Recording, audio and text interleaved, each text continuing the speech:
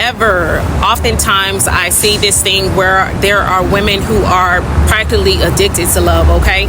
And some of you guys may not even know this, but you may be someone who is addicted to love. I too have been there, at one point, because sometimes when you experience certain things in your life, okay, such as traumatic things, maybe you grown up in a toxic household like the household that I grew up in. I grew up in a household where things were on the outskirt, on the external areas. I was well kept, and things looked okay, but there was a gaping hole that was within me as a little girl, where I wanted to be loved. I wanted to feel that affection from my mother, and my mother was unfortunately the kind of individual who did not know how to show love, because she herself never received that kind of love growing up, okay? And with that being said, it kind of left this hole inside of me where I just wanted love. And being in a position like that is something that can be really difficult, especially for a little girl, okay? And I know that guys go through things like that, but this message is ultimately for the women at this moment in time. And when you're a young girl and you're looking to have that bond with your mother, and she's not saying things to you, she's not affirming you, she's not hugging you, when you have that kind of mother who isn't saying things to you, she's not inspiring you, she's struggling with her own issues, and oftentimes many of you guys find yourself where you kind of put yourselves on the back burner, so you're not really at a place where you can kind of speak up for yourself to tell your mom what it is that you need, because you're so busy taking care of your mom. And I was that person. So with that being said, I looked for love, or should I say love kind of found me, and I accepted love of what I thought was love at that particular time when I was a kid. I would find myself up through my teenage years where I would be in relationships. Now, many of these relationships were really long-term relationships. However, they would be kind of like an on and off dynamic of relationships, okay? And it was really hard for me growing up because I wanted something that was consistent. At home was not consistent.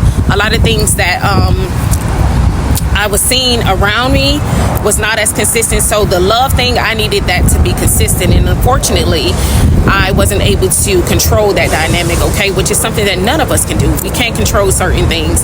And, as we get older, we still, if we haven't learned certain things, we'll find ourselves in a place where these specific things that we are. So the importance of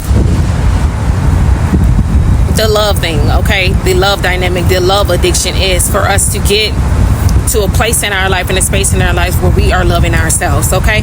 And I know that you guys hear it sounds cliche, it sounds like, oh, whatever, it's always love yourself, love yourself, love yourself. But until you really get that thing down within your system and get an understanding that you're not going to find love until you start to love yourself, because you're not going to be able to recognize it, okay? And when you're unable to recognize love, you're going to just invite people and allow people to enter into your life, and these people don't have the capacity to even love themselves, let alone love you.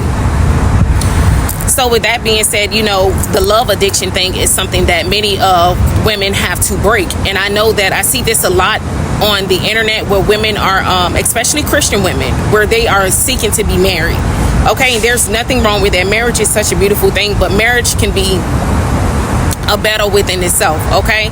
So when you are a believer, you can't just do things like the world does things. You can't just bail out of a marriage because things aren't going right, or just because you don't like what he wore today or what he said today. You know what I mean? Marriage is a very serious thing. Marriage is a covenant. And having an understanding that it is better for you as a woman to get to know yourself first and to love yourself first before you actually get into purpose. How many women that I've seen who've actually became successful, but their marriages are in haywire, okay? And how many women who have been in relationships where I've seen, and not even married folks, that I've seen in relationships where everything is chaotic because this woman has become successful and either the man is not able to coexist with the woman's success. Maybe the man may be, in fact, jealous, which is something that I'm going to tie into in this message in particular.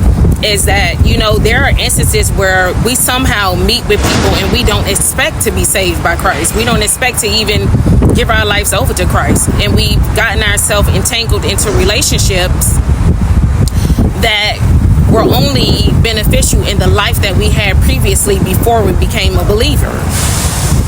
So when we decide to make decisions now that we are aware of certain things, there are so many instances where sometimes, we may find ourselves in a place where we're saying to ourselves, like, okay, I'm a believer.